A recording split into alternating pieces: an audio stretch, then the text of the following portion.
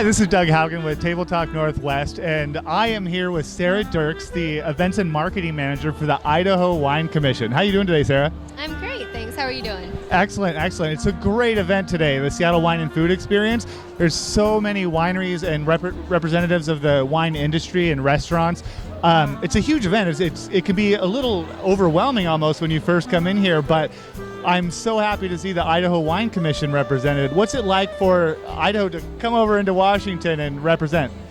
We love it. People are always surprised when they see Idaho wine, and a lot of the times they've never tried it before, which is great, to have this many people here and get to experience it for the first time, to have that big of an audience and show it off in Washington. That's awesome. In Washington, we have a lot of the hometown pride. It's been really fun to see the Washington wine industry grow and get so much credit for the wines we have. But I think it was just last year at this event that I became aware of the Idaho wine scene. How do you think Idaho wines and Washington wines compare or contrast? And what's the status of the development of the Idaho wine industry? Well, the two industries, we like to say that our grapes are similar to like the Columbia Valley. We have very high, elevation, dry desert areas, especially down in southwestern Idaho.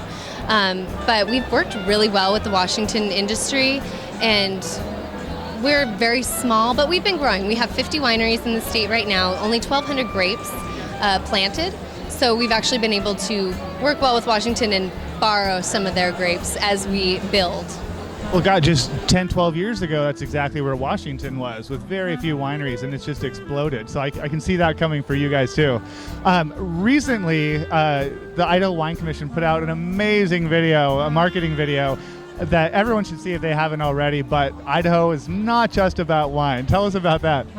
Well, it's kind of a little tongue-in-cheek about Idaho potatoes. I cannot tell you how many shows that we have gone to, poured wine, people ask, is this made with potatoes? I'm happy to say no potatoes are harmed in the making of our wine. So to put it in, turn it on its cheek, I guess, and you do it that, well, nobody knows that Idaho has potatoes. Nobody knows about the beautiful outdoors, the beautiful mountains, and all the recreation they can do, and only wine. That's all everybody knows about Idaho. I thought it was great. Does Idaho have a unique style of winemaking? Is there a premier grape that Idaho's hanging its hat on? Right now, with it still growing, Idaho is still working to see what it does best. It actually does quite a few different varietals really well.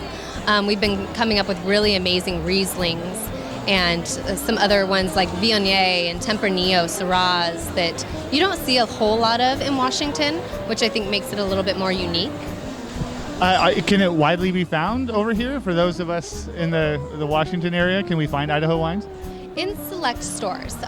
St. Chapelle and Sawtooth are our bigger wineries, and they can be found in most places, most larger grocery stores, but in select boutiques, a lot of the wines can be found.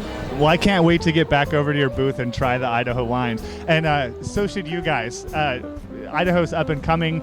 It's not just wine. There are potatoes and kayaking and hiking and all that too, but definitely check out the wine. Thanks a lot, Sara. Thank you.